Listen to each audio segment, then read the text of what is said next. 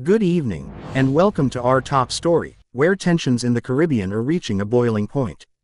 The Pentagon has confirmed a provocative move by Venezuela. Two of its F-16 fighter jets flew dangerously close to a U.S. Navy vessel, the USS Jason Dunham, a guided missile destroyer, in international waters on Thursday. The Defense Department is calling this a deliberate attempt to disrupt America's ongoing anti-narcotics and counter-terrorism operations in the region. This incident, coupled with a second flyover on Friday, marks a significant escalation in the already fraught relationship between Washington and Caracas. Stay with us as we unpack this developing story and its far-reaching implications. The USS Jason Dunham was operating in the southern Caribbean as part of a robust U.S. military deployment aimed at cracking down on drug trafficking and so-called narco-terrorist organizations. The Pentagon described the Venezuelan flyovers as highly provocative, warning that such actions could have serious consequences. A Defense Department spokesperson stated, "The cartel running Venezuela is strongly advised not to pursue any further effort to obstruct, deter, or interfere with counter-narcotics and counter-terror operations carried out by the U.S. military." This latest standoff comes just days after a dramatic U.S. military strike on Tuesday, September 2, 2025, which destroyed a Venezuelan vessel in international waters, killing 11 individuals. President Donald Trump announced the operation during an Oval Office press conference, claiming the vessel was carrying a massive amount of drugs, linked to the Tren-de-Aragua gang, which his administration has designated a foreign terrorist organization. Trump later shared grainy aerial footage on his Truth Social platform, showing a speedboat exploding in flames, and declared, "The strike resulted in 11 terrorists killed in action. No U.S. forces were harmed in this strike. Please let this serve as notice to anybody even thinking about bringing drugs into the United States of America. Beware." The strike was the first known military action since the Trump administration began ramping up its naval presence in the Caribbean last month, deploying 7 warships, a nuclear-powered fast attack submarine, P-8 surveillance aircraft, and over 4,500 sailors and Marines. Among the vessels are the USS Lake Erie, a guided missile cruiser, the USS Gravely, USS Jason Dunham, USS Sampson, and the USS Fort Lauderdale, alongside amphibious assault ships like the USS Iwo Jima. This formidable armada, described by analysts as unprecedented in scale for a counter-narcotics operation, has raised eyebrows across the region. In response to the Venezuelan flyovers, the Trump administration has taken a bold step, ordering the deployment of 10 F-35 stealth fighter jets to Puerto Rico to bolster its operations. These advanced aircraft, capable of evading radar and conducting precision strikes, are expected to arrive by late next week, further signaling Washington's commitment to its anti-drug campaign.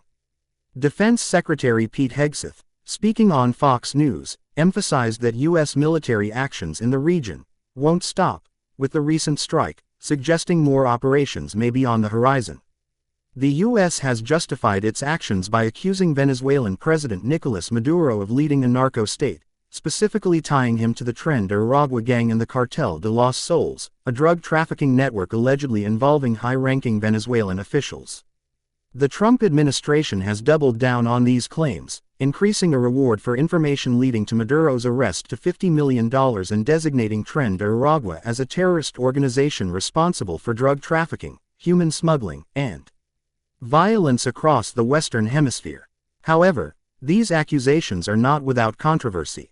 A declassified U.S. intelligence report from May 2025 found that Maduro's government probably does not have a policy of cooperating with Tren-de-Aragua and is not directing its operations in the U.S., though it acknowledged Venezuela provides a permissive environment for the gang's activities. This contradiction has fueled skepticism about the Trump administration's narrative, with critics arguing the terrorist designation may be a pretext for broader geopolitical objectives. Venezuela's response has been swift and defiant.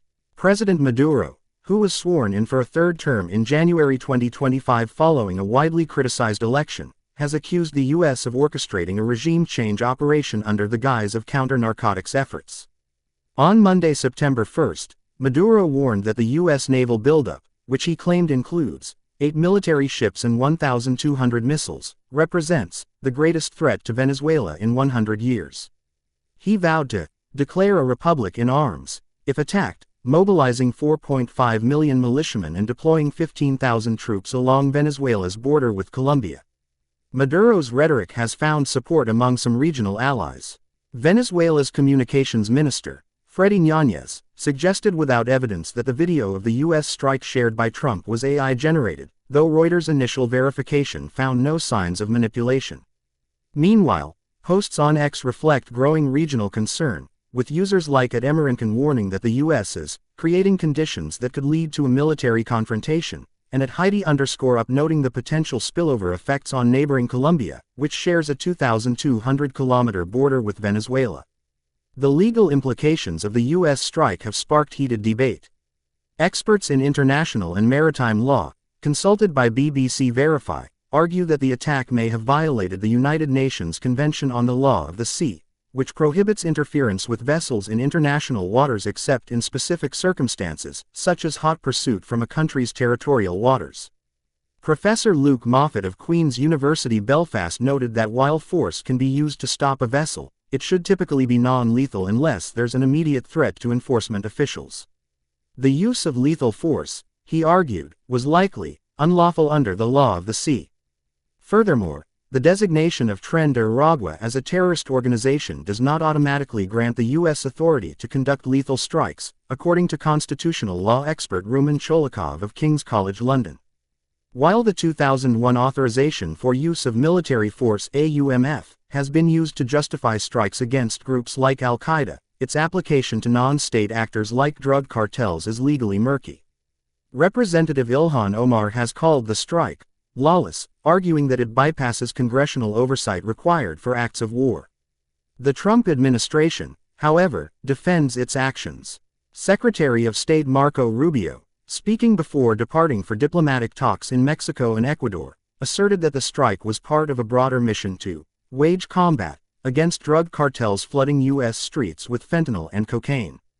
Rubio suggested the vessel's drugs were likely headed to Trinidad and Tobago or other Caribbean nations, a deviation from Trump's claim that they were bound for the U.S. This discrepancy has raised questions about the intelligence used to justify the strike, with a White House official declining to comment on the evidence linking the vessel to Tren de Aragua. Analysts are divided on the U.S. strategy. Rebecca Bill Chavez, a former U.S. Undersecretary of State, told the BBC that the operation is unlike any counter-narcotics deployment I've ever seen, noting that such missions are typically led by the Coast Guard, not the Navy. Professor Alan McPherson of Temple University described the naval buildup as reminiscent of gunboat diplomacy from a century ago, suggesting it may be more about signaling to Maduro than interdicting drugs. A 2023 UN report indicates that most cocaine trafficking from Venezuela occurs via the Pacific Ocean, not the Caribbean, casting doubt on the strategic focus of the U.S. deployment. Phil Gunson, a Caracas-based analyst for the International Crisis Group, called the operation likely to be an expensive failure in terms of disrupting drug flows, but noted it could have ancillary goals, like destabilizing Maduro's government. Imdat Wuner, a former Turkish diplomat, described the buildup as a deliberate show of force, but insufficient for a full-scale invasion, leaving Maduro guessing about U.S. intentions. Meanwhile, Clash Report reported Venezuela's counter-deployment of 15,000 troops to its border, signaling a potential flashpoint. China has also weighed in, condemning the U.S. buildup as foreign interference in regional affairs. The broader context includes domestic U.S. politics. Trump has made combating drug cartels a cornerstone of his second term, invoking the Alien Enemies Act to deport alleged Tren de Aragua members, though a recent Fifth U.S. Circuit Court ruling blocked its use for this purpose. The administration's aggressive rhetoric, including Trump's claim that Maduro controls Tren de Aragua, has been contradicted by U.S. intelligence, raising concerns about politicized narratives. As the U.S. continues its military buildup and Venezuela prepares for potential conflict, the risk of miscalculation looms large. The deployment of F-35 jets and the ongoing naval presence suggest Washington is doubling down on its strategy, but the lack of transparency about the legal basis and intelligence behind these actions has left many questioning the endgame. Is this truly about stopping drugs, or is it a prelude to broader confrontation with Maduro's regime?